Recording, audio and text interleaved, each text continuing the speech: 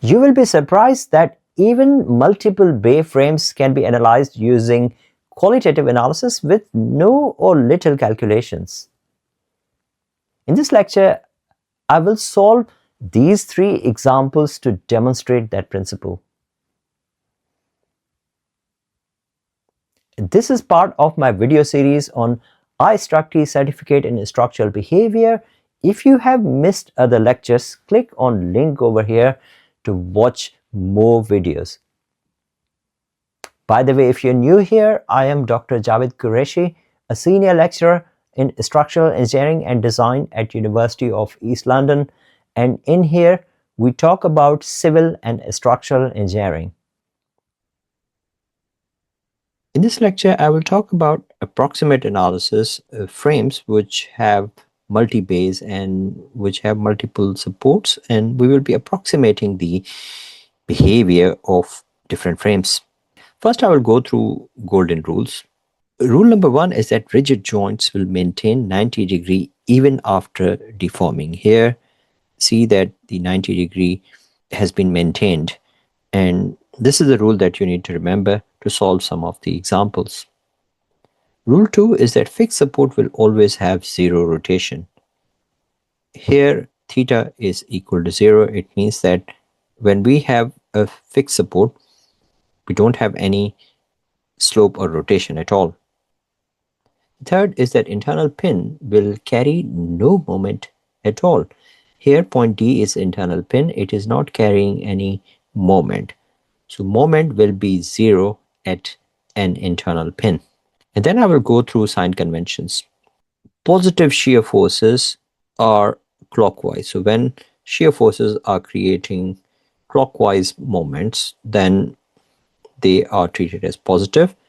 Tension is positive. That means that elements moving away from the joint, they are positive. Compression will be inwards. And then clockwise moments from left side are positive, and anti-clockwise moment from right side of the element are positive. The question is that how do we draw these diagrams? Well, for shear force diagram, we draw negative forces inside the frame and positive forces outside the frame. How about bending moment diagram? For bending moment diagram, sagging moments, they are drawn inside the frame, and hogging moments are drawn outside the frame. Hogging moments are negative moments. This is a sign convention which I will follow for all the frames over here.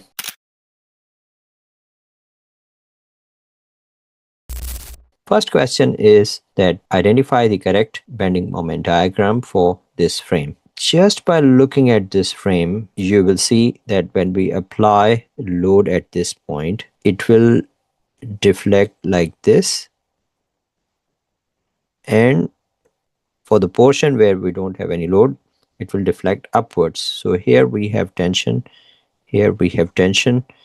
Because the tension is at the top, this will induce a downward reaction. That means that reaction at pin support will be upwards. And because it is a roller support, it does not have any horizontal reaction at all, and that's the reason that it will not develop any moment at this position, and moment will be 0 in column. So BMD will be 0 for column. So let us see what options do we have. Choose a correct bending moment diagram, ignore self weight, and it should be drawn on the tension side. Have a look at these options. Option C has got moment in the column. It means it is wrong. Option D has got moment in column. It means it's wrong. Option A has got moment in column. It is wrong. Option B is the correct one. So by process of elimination, when you apply loading over here, it will go down, and see that it is following the deflected shape. Deflected shape was like this. So tension is here and tension at the top. Option B is the correct option. This question looks really complicated, but it isn't. You just need to follow the deflected shape, and then you'll be able to figure out which option is correct. This is the exact deflected shape using a software called S-frame. Because of roller support, you can see that the column is deflecting. This is the bending moment diagram, and the shear force diagram, because initially it was downwards, this was upwards, and the force over here was downwards, this is upwards. Now see that this is anti-clockwise, so anti-clockwise is the negative one, so that's why we drew negative over here. And then we have clockwise is drawn outside the frame, and then again we have anti-clockwise, which is drawn inside the frame. So correct option is option B. Let's move to next question.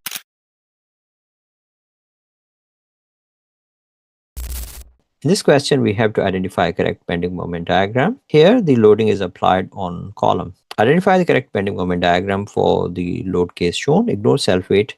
The bending moment should be drawn on the tension side. Here we have a couple of options. The first thing is that when we apply loading over here, there will be bending in the column and there will be bending in the beam as well. But here, option B, I've taken this example from IStructE certificate in structural behavior practice questions, and this option is incorrect over there. So when you apply it, and I will show you why it's incorrect. The correct option is this one. But first we have to follow the deflected shape. So when we apply loading over here, then it will deflect like this, and this portion, when load is applied rightwards, then this will have sagging. When this will have sagging, this portion will have hogging. So that's the reason this should be tension over here, tension here. That's the reason this should be at top. In previous one, which is incorrect, it is at the bottom, which is not the correct representation, and it is wrong. So all options in the actual question are wrong. This is something which should be changed, but this is the closest one.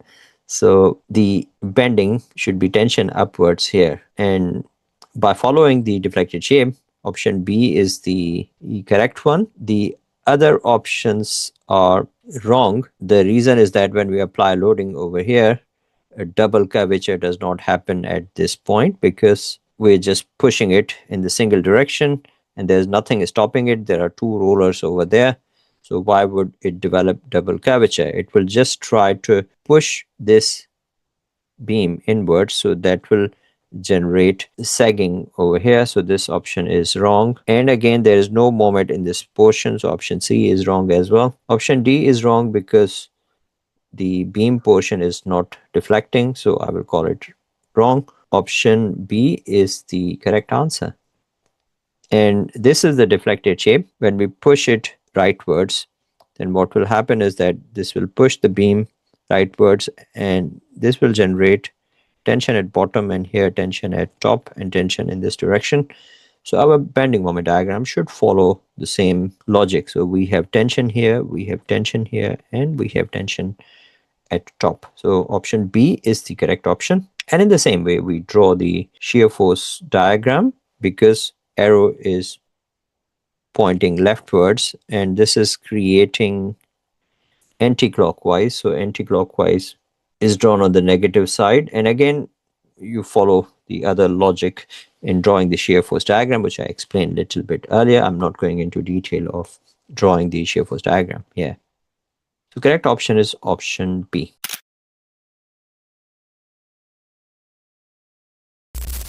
Next question is that we have to identify the correct diagram. So when we have this type of beam, its deflected shape will be like this.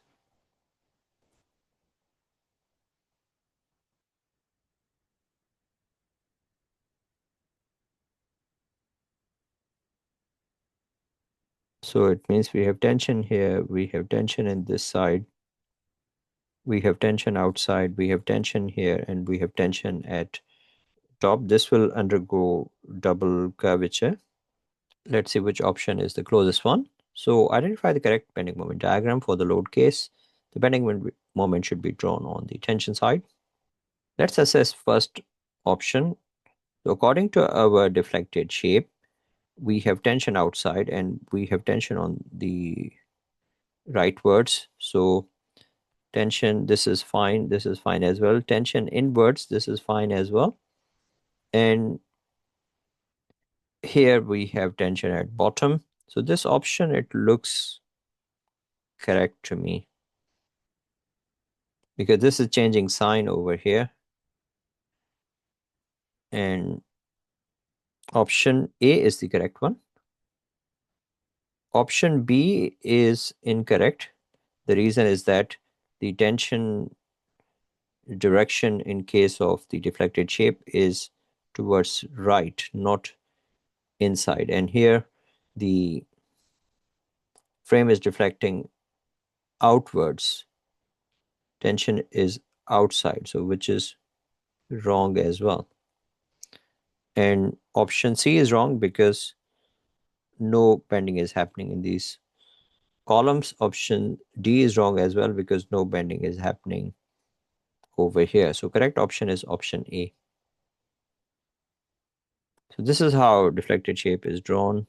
Tension is outside, tension is inside. So here we have tension outside, and tension outside. Here we have inwards and tension at top. And then this is how we draw the bending moment diagram. You can see that we have tension here, tension, and tension outwards, tension inwards, and here double curvature is happening. So at this point we have tension inwards, but at that point we have tension outwards. So this is how we draw the bending moment diagram, and in the same way we draw the shear force diagram simply by following the direction of forces and reactions. So correct option is option A. Thanks for watching this lecture today. If you want to watch the full lecture series, you can click on this URL or scan this barcode. If you want to download the lecture slides, click on this link and scan this barcode. Thanks for watching this lecture. I will see you in my next lecture.